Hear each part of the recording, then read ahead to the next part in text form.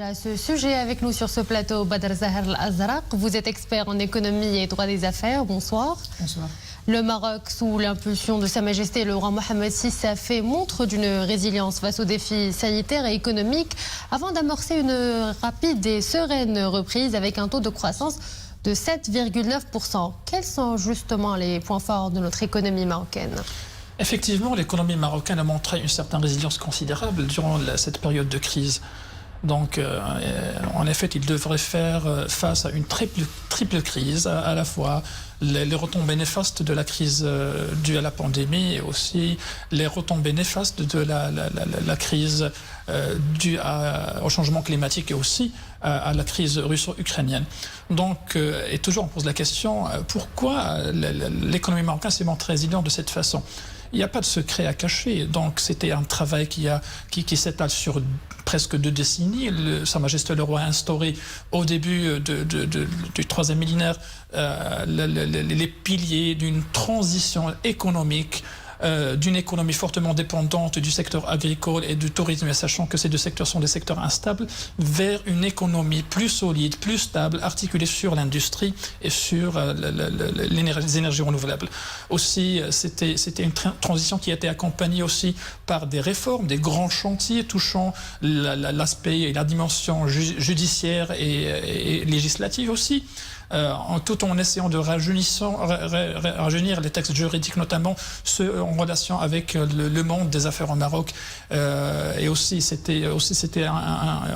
d'autres chantiers ont été lancés, notamment au niveau de renforcement de l'infrastructure, d'où la création vraiment et la construction certains le renforcement du réseau routier, autoroutier, du complexe portuaire, notamment dans le fameux complexe portuaire Tangemet, qui est aujourd'hui le plus grand complexe portuaire en Afrique, au bassin méditerranéen. Aussi, c'était le renforcement du réseau ferroviaire. Donc, ce sont les points forts et aussi, ce sont les facteurs qui ont permis à l'économie marocaine de se montrer résiliente face à la crise. Aussi, il faut ajouter un autre facteur, c'est-à-dire la capacité des tissus entrepreneuriels de s'adapter à la crise. Donc, on a déjà vu certaines entreprises marocaines qui ont pu s'adapter au contexte de la crise en transformant leur activité durant la crise, notamment la pandémie. Donc, et vraiment, c'était un modèle à suivre, pas seulement ici au Maroc, mais même au niveau continental et international.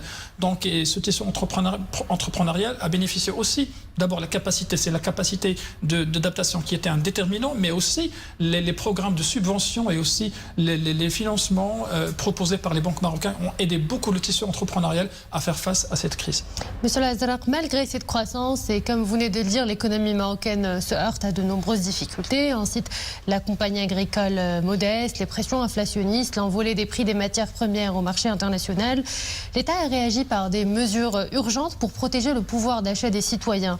Le discours royal les a bien explicités. Quel a été leur impact, notamment sur la protection du pouvoir d'achat des citoyens ? Malheureusement, à cause de la dernière crise, notamment celle de la crise russo-ukrainienne et la perturbation des chaînes de distribution et des chaînes de logistique, l'inflation a connu des taux vraiment inédits. Surtout au niveau international et aussi au Maroc, la hausse des prix était vraiment très remarquable et très importante au niveau, surtout concernant les services, concernant les prix de certaines matières premières, notamment les céréales et aussi les hydrocarbures. Donc le contexte international et la crise internationale était un déterminant majeur pour le déterminant majeur de cette inflation. Mais aussi, il y avait d'autres déterminants et d'autres facteurs d'ordre national et d'ordre local, notamment ceux qui ont été mentionnés au niveau du dernier discours de Sa Majesté le Roi, donc notamment la spéculation et aussi les pratiques anticoncurrentielles qui ont vraiment participé à l'augmentation des taux d'inflation d'une manière très considérable. Donc ici, le gouvernement est invité tout d'abord à s'ingérer dans cette affaire à travers plusieurs institutions, notamment celle du Conseil de concurrence, mais aussi le gouvernement a aussi un pouvoir de contrôle et de suivi. Donc il faut l'activer. En même temps, je pense que pour faire face à cette crise, il ne faut pas seulement se focaliser sur l'aspect régalien, mais aussi accorder une attention particulière à la révision du régime fiscal, concernant notamment lorsqu'on parle des taxes sur la consommation interne, les taxes sur les carburants, mais aussi il faut contrôler les marges de bénéfices, notamment les bénéfices en matière des hydrocarbures. Donc, ça, ce qu'il faut faire. Mais je pense que déjà le gouvernement a déjà essayé d'atténuer le choc issu de cette inflation à travers certaines mesures, notamment les subventions ciblées, tel est le cas des conducteurs professionnels, et aussi il a essayé de garder cette intervention à travers la caisse de compensation, notamment concernant les prix du gaz et le prix des céréales et du blé. Donc ces mesures ont atténué le choc et ont atténué le poids de l'inflation sur certaines classes, sur celles notamment la classe moyenne et la classe pauvre. Monsieur Lazare, je vous remercie pour ce premier éclairage. Dans son discours, Sa Majesté le Roi prône également une économie résiliente pour surmonter cette période de l'après-pandémie.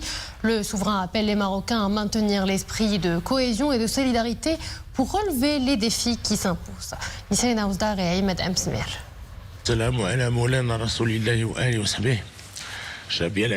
Plus qu'un discours, un véritable cap pour bâtir le Maroc de demain. Dans un contexte mondial marqué par les turbulences, par la spirale inflationniste et par les répercussions de la crise du Covid-19, l'économie marocaine a brillé par sa résilience.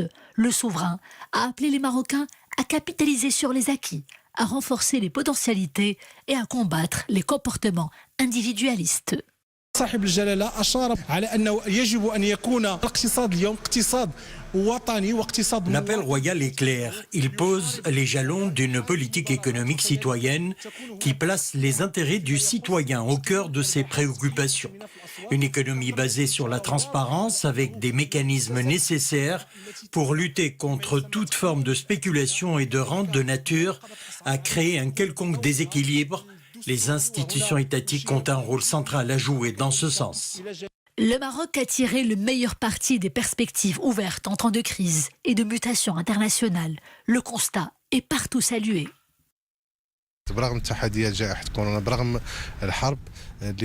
Malgré la crise ukrainienne, le marasme économique dû à la crise inédite du Covid et les nombreuses difficultés que l'économie mondiale traverse, le Maroc s'en est plutôt bien sorti grâce à un leadership royal visionnaire.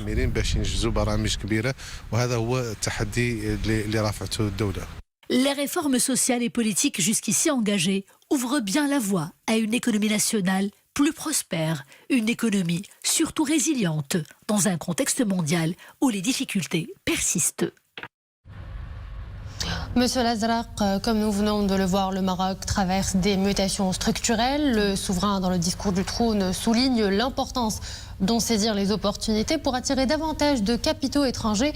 Comment le Royaume doit-il renforcer son attractivité et promouvoir surtout les investissements publics et privés, surtout les investissements privés étrangers ? Je pense déjà le Maroc a déjà entamé plusieurs actions pour renforcer son attractivité, notamment en matière notamment pour renforcer son positionnement en tant que premier pays attirant les idées au niveau continental. Donc ici s'inscrit aussi les efforts visant à renforcer le volet législatif à travers l'approbation de la charte d'investissement. La charte d'investissement aujourd'hui est un outil, est un instrument qui pourra aider d'une manière considérable à installer une relance permanente de l'économie marocaine. Tout d'abord parce qu'il accorde une attention particulière à l'investissement étranger à travers l'ouverture d'investissements dans certains secteurs stratégiques, notamment celui de la défense, l'industrie pharmaceutique et aussi les énergies renouvelables. Mais cette charte accorde une attention particulière aussi aux PME, PMI et aussi aux start-up à travers des programmes de subvention dédiés spécialement à ces structures, à ces entités entrepreneuriales. En même temps, je pense parmi les piliers sur lesquels cette charte a été fondée, c'est l'approche partenariale. C'est-à-dire désormais l'investissement, c'est pas la tâche de l'État seulement et de l'acteur public. C'est la tâche, c'est une affaire de l'État, de l'acteur public, mais aussi du secteur privé et aussi de l'investisseur étranger. C'est-à-dire à l'horizon de 2030, donc il y a un objectif fixé, c'est d'inverser la charge de l'investissement, c'est-à-dire de l'acteur privé de l'acteur public vers l'acteur privé. En même temps, le Maroc table beaucoup sur ce changement des logiques économiques aliment l'investissement au Maroc pour créer de l'emploi et aussi pour être au devant de la scène économique continentale et pourquoi pas internationale. Monsieur Badr Zahir Al-Azraq, merci pour cet éclairage. Je rappelle que vous êtes expert en économie et en droit des affaires. Merci.